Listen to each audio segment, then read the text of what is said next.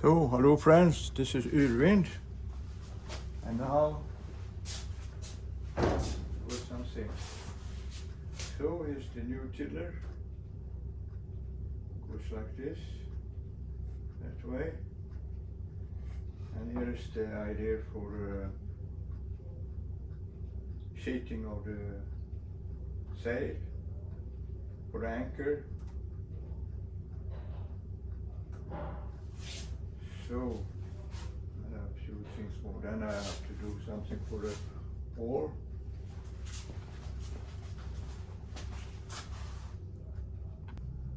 And here is the tiller now.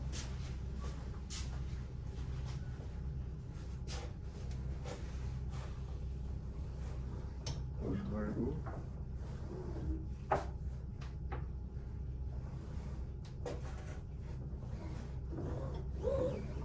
So I can use it, and the lines, they go into here, to the sleeping room.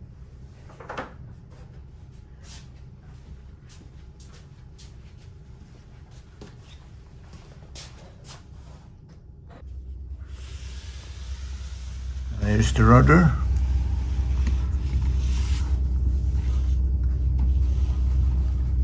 It came out good too, with the glass fiber on it. And they're very strong in the cell. So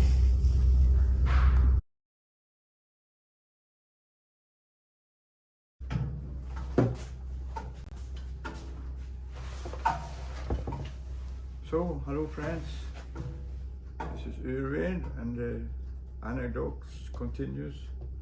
So from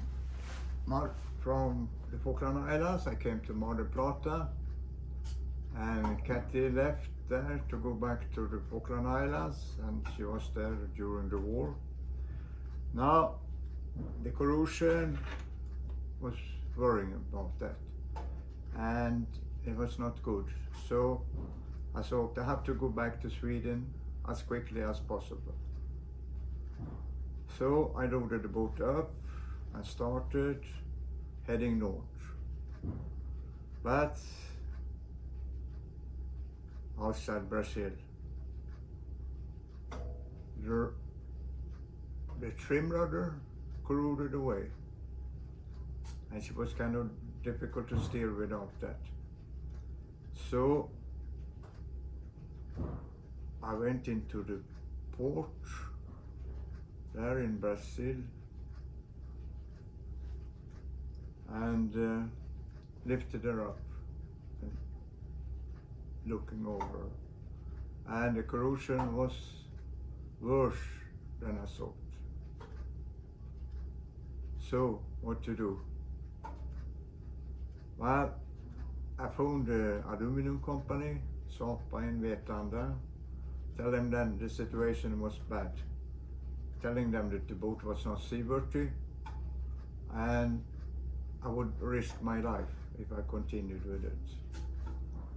Well, I said, this is odd, because aluminum, it can't corrode, you know. Well, I said, I'm not going to continue. Well, in that case, we arranged that you put it on a cargo boat, and you get the airplane ticket back to Sweden, and then the Corrosion Institute here in Sweden will make an investigation on it. Okay, so all these things took a long time, and when they got the boat up, I poked around on the boat, and in one place I picked with a pen, and it went right through. So there was just lucky that didn't happen at sea. Well, anyway, now I got this airplane ticket from Brazil to Sweden. I don't know how it's nowadays, but if you're making a long flight at that time, you could make stops. And I thought, well, this is an opportunity to make stops. And, well, so I was already drawing on the next boat, and I was thinking, I do a little bit investigation.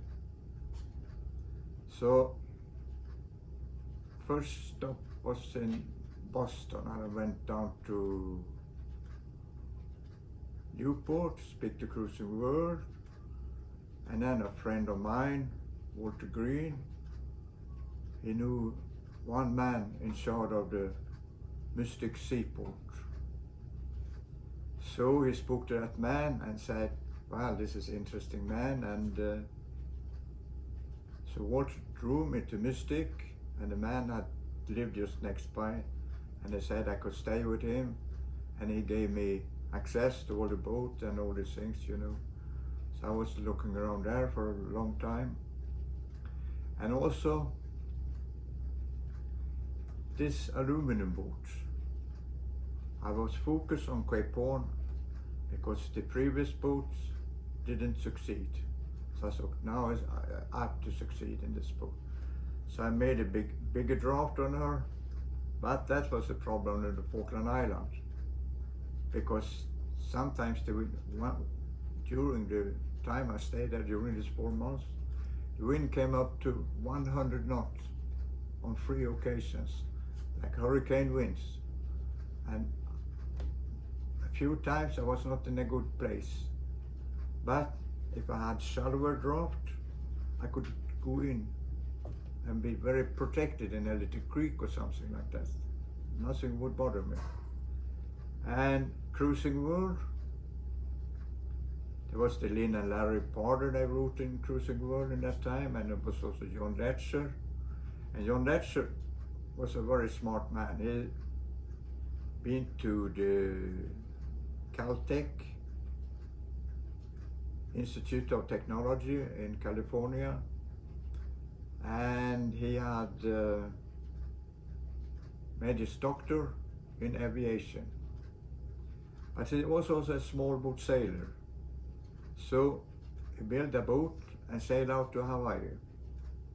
And then he got a girl and I built another boat with twin keels. And he sold plans for these twin keels boats. So I wrote to Jan and I said, I'm interested in this. Well, he said, come and visit me. So off to Mystic Seaport, I went back to Newport, and there speak to the Cruising World, and at the office I met Lynn and Larry Porter. And that was interesting because we were all small boat sailors, and in fact they were going north. So I went up to Walter Green, and then they dropped me there, and then I took the airplane up to John Letcher on an island, on desert island or something like that, and Bar Harbor, and he was Southwest Harbor. And now Jan, he was into computers, and this was 1980, and we had the Texas Instrument computer, and I made programs, you know, how to calculate stability, and made the speed, VP, velocity prediction program, and he was the first in the world of doing that, and he did a lot of things. So we got along nicely, and I was there for a few weeks, and we made designs for a twin keel boat. And then, well, I still had this airplane ticket. So another interesting thing happened. Royal Cruising Club, they gave me a medal for seamanship, same as they given to Chichester, Moët Sea, and Knox Johnson. And now there were 100-year jubilee, and asked me to come.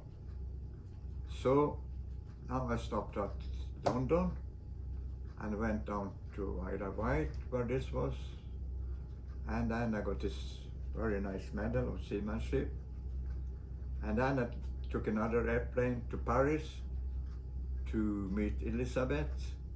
I was in no hurry to go back home. And then I came back to Sweden, and the boat came back to Sweden, and now this Corrosion is going to find out what's wrong with it. And they sure took a time, you know, and well, so months after months passed, nothing happened. And I came back in the autumn,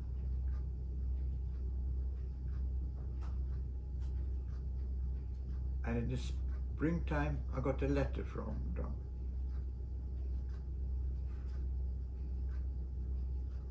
Good luck.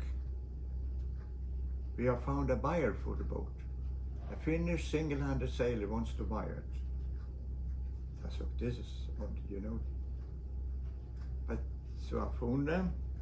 I said, what do you mean? You're going to sell the boat? My boat? Yeah, and if you help us, you can get a good price and you get much money for it. So we're going to sell it. But I said, it's Corrosion, it's not seaworthy, it's dangerous. He could be killed, drowned, and the boat could sink. No. There's no Corrosion in the boat. But I said, there's even a hole straight through the boat. Oh, that, I said. Well, don't worry about that too. You drilled it yourself, and then probably you forgot about it. But that hole is drilled. So, at the time, also, there was a journalist, Anders Öhman, on the biggest newspaper in Sweden. Here, Anders Öhman. And we wrote about together. And he wrote articles in Dagens Nyheter, was the biggest paper. And telling that. And then we went there to investigate. And the report said, there's a hole, and if you put the finger in, you can feel like a little bulb or something like that inside. Just like the drill goes through. Always make a little thing like that. And we went to look there with the people from the aluminum company, and we pointed out that this is not a drill hole. Everyone can see that. And they got so angry. We see you in court, I said. Well, this is an odd thing, you know, because if something wrong, you should point out and correct it, because aluminum is a good thing and many boats are built of it. So, but they didn't like it.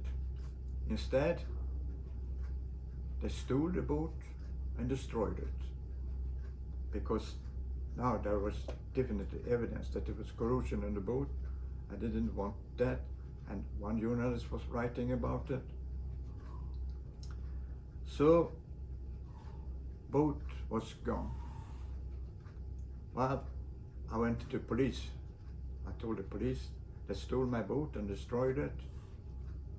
Now they say, you sent the boat there, then it's not stealing, because such is the law, and you have to sue them. And then can I appeal, and I can appeal again, and that can drag out for many years. And in the meantime, that's going to cost you like more money than you're ever going to have, you know. So we advise against it, because such is the law. Well, anyway, so that was the end of the aluminum boat, destroyed and gone. So this to be continued.